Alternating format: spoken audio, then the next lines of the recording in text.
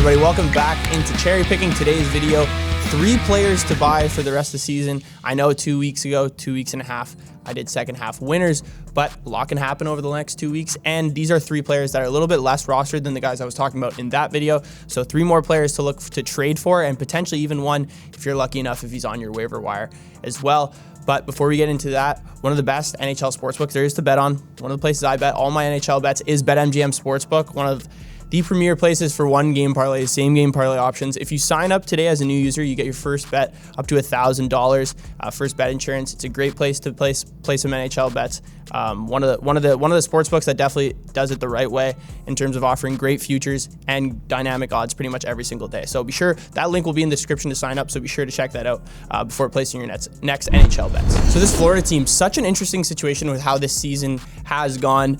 They are in a playoff hunt, but 3 points out of the wildcard spot right now. We're looking at a player whose offense has been really great so far this season and just recently started to pick it up. Carter Verhaeghe has actually been, I think, on this Florida team, maybe a little bit more underrated, especially in fantasy hockey too. Not a guy that's totally sought out for. We're looking at on the season, 26 goals and 9 power play points.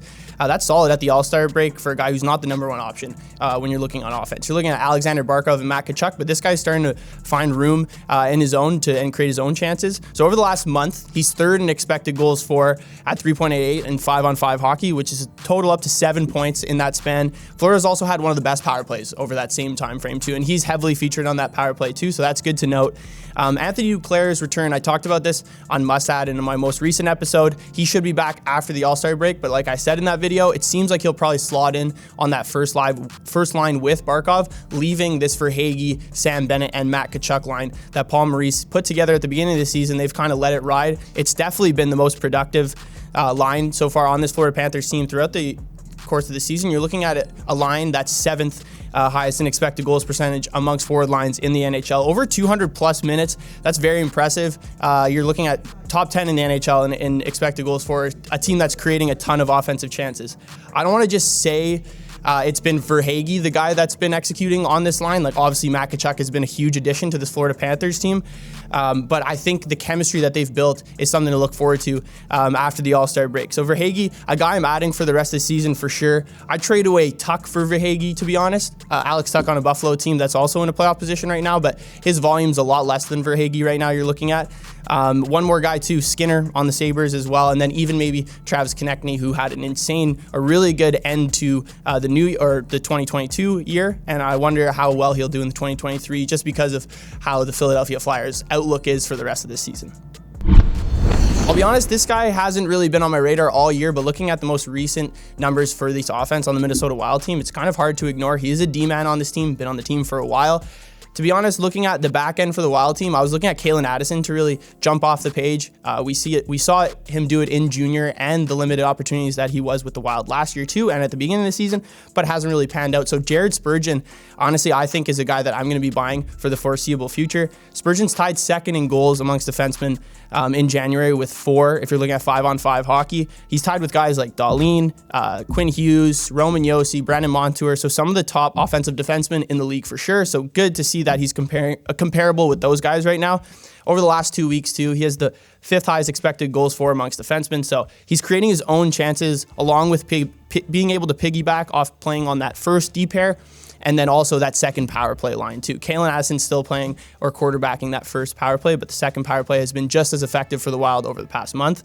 We also saw his shot volume go way up over the last month too. Over his last 7 games, he's averaging almost 4 shots per game, or 4 shots on goal per game, which is pretty substantial for a defenseman too, even over just a 7-game span. Wild fans and experts, as I mentioned, definitely thought that Addison would be this offensive defenseman for this team this year, but it just doesn't seem like that's really the direction that this team's going, especially because they are fighting for a playoff position. I think Spurgeon will have a bigger role in the second half of the season when you're looking after the All-Star break. He's also great in bangers leagues as well, something that I wouldn't have really realized. He's 8th in the NHL in blocks for the season, 111 block shots so far. So he's definitely a huge part of this or game plan when they're in defensive zone as well, someone that Dean Evison definitely really trusts. So a guy I'm trying or trading to try and get this guy right now, I think Gustav Forsling's probably a good option. Honestly, you might take some criticism for this, but Darnell Nurse too. This Edmonton team and offense has been great. We haven't really seen Nurse take a big part of that. It's really just been the forwards on that team. And then even maybe Vince Dunn. He has been playing really well and scoring at an elite rate, but I think this Seattle team and offense especially will definitely take a little bit of a dip after the All-Star break. So the last guy I'm buying is Evan Rodrigues. It's crazy to think in some of your leagues he will still be available at 26% rostered in all Yahoo leagues right now. But this guy has been awesome when he has played. We're looking at 37 games played, 11 goals, 15 assists, and 8 power play points. He currently is playing on the first line and on the first power play with Nate MacKinnon, which is absolutely massive for Evan Rodrigues' stock. It's a relatively new line, but leads all Avs forward lines in expected goals percentage at 64 this season. And amongst lines that have over 100 minutes played together, they are 12th in the NHL. So far this season. So this line creating a ton of offense. And since MacKinnon has been back, this Colorado offense has done a complete 180 now that they have more of a full roster, especially just on the forward side right now. Right now, Evan Rodrigues top 20 in expected goals 4 and 5 on 5 at 2.96 over the last month as well. Leads the team in high danger chances too with 12. So playing with guys like MacKinnon and Rantanen, if you're the guy creating those high danger chances, that is very substantial. And not to mention Evan Rodrigues has an absolute cannon wherever he's shooting it from. So it's either him or Lehkonen to really add at this point, considering they are both on the first line and on the first power play. Nichushkin is out, so I think once he does come back, I think that one of these guys' stock will go down. I think it might be Lehkonen. I'd rather lean Evan Rodrigues. As I mentioned before, right? Like only 37 games played, 26 points with 8 power play points is very solid in my opinion. With a guy that doesn't carry a ton of volume or value, getting to 60 to 70 points is absolutely massive, especially considering a lot of people had no expectations really on this Avalanche team going into the season. All right, so those are 3 players to buy. Be sure to like, comment, and subscribe. Be sure to check out the description for that link to sign up at BetMGM, and I will see you guys